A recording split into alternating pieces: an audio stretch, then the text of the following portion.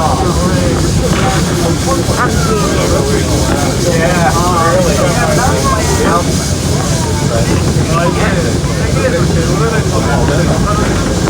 the area ahead of us on the left is what we call Wombeck Station. Doesn't look like much this time of year, but in the winter we decorate this up and it's a disembarking point for our winter journeys. We do run year-round. However, November to April, it's too inhospitable to reach the summit there, or to want to be there up there with the weather conditions. So the winter trips are shorter and cheaper and terminate here, where it becomes a winter sightseeing train or a ski train. If you ski or snowboard, you're welcome to bring your skis or snowboard along. Ride to here and then disembark and ski down next to the tracks down Cold Spring Hill, turning the train into a very unique ski lift. So that's something that interests you. Come see us November and April for the Wombeck trip. Warming huts, fire pit, complimentary food and beverage, and some other things going on here all winter long. Only downside is it's not steam. It's only diesel that time of year. We put the steam away in mid-October.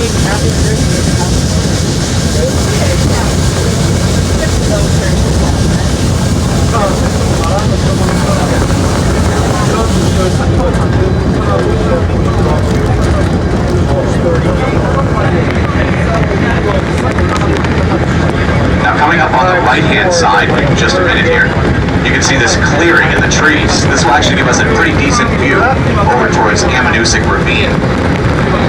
And I can show you guys a very interesting building that sits on top of the ridge overlooking the ravine.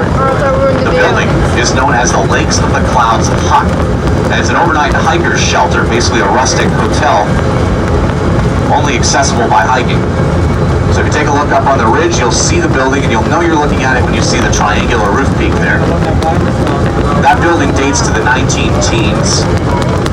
It is maintained by the Appalachian Mountain Club as part of a network of high huts and shelters in remote backcountry destinations.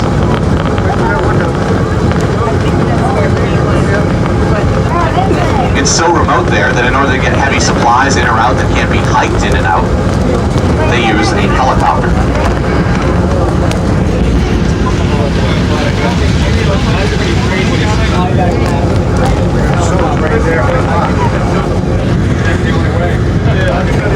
The hut is open from June to September.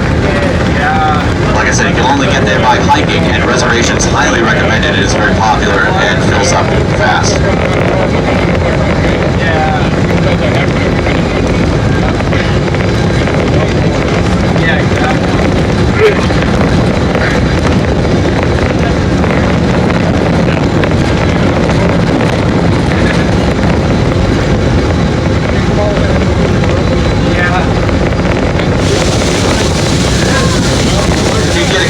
Idea how our track is constructed by taking a look to the right at the passing loop as we travel over the main line here.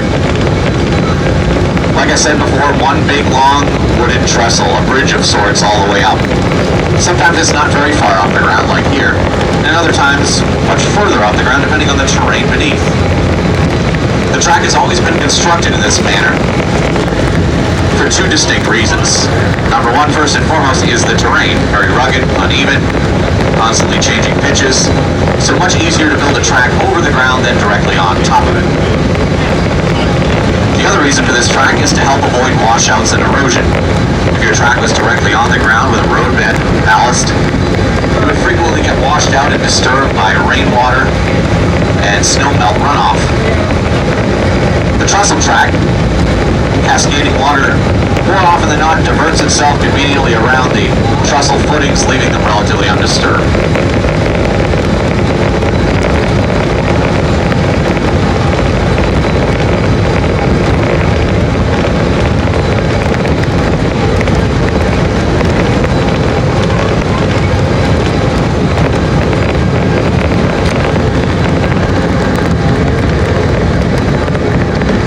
As you ascend the mountain, you work your way through several different climate zones.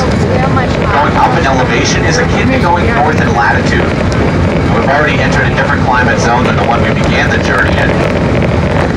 At base is what's referred to as a mixed forest, with a pretty even distribution between the coniferous and the deciduous trees. We've now made it to the boreal forest. The boreal forest dominated by evergreens like balsam fir, and spruce. They do better with the shorter growing season, the higher soil acidity, thanks to a slower decomposition rate. Keep your eye on the trees as they will be shrinking as we go up, as we make our way to the next zone, the subalpine zone. And I'll talk a little bit more about that after we cross Jacob's Ladder Trestle, a little over halfway up. 2 tracks go back to 1 here, so I'll check the switch once again and then signal the engineer, assuming all looks well and good. And while I do that, you guys can check out the switch building.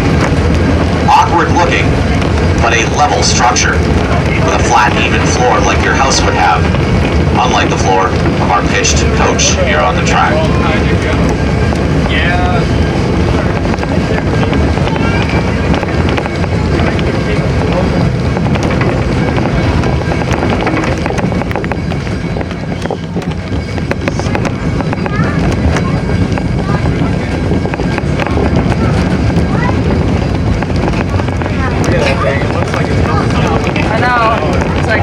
Strange as that may look, I promise it's level, compensating for the slope face of the mountain on which it's built.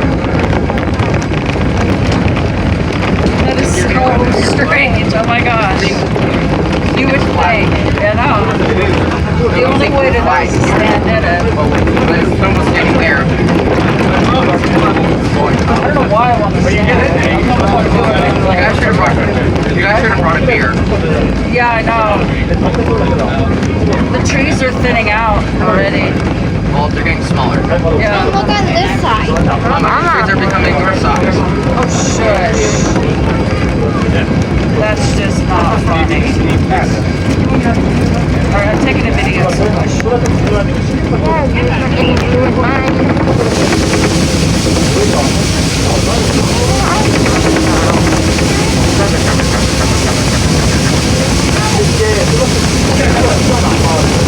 As we accelerate out of the switchback to full speed, we are now working our way